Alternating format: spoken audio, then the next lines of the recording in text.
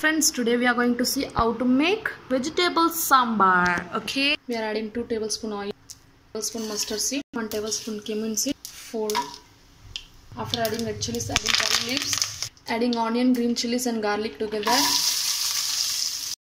adding tomatoes and small onions, adding vegetables, raw bananas and lady's fingers, carrots, beans, radish and potatoes, adding Toor dal, adding Moong Dal, adding tamarind puree juice, adding water, 1 tablespoon turmeric powder, sambar powder 2 tablespoon, asafoetida 1/4 tablespoon in powder. Mix well, close the lid and keep up to 4 whistles.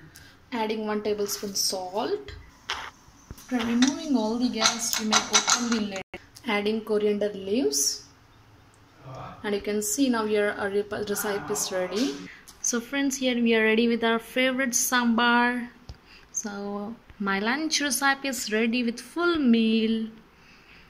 Do watch, like, share, comment and subscribe my channel, friends. Thank you.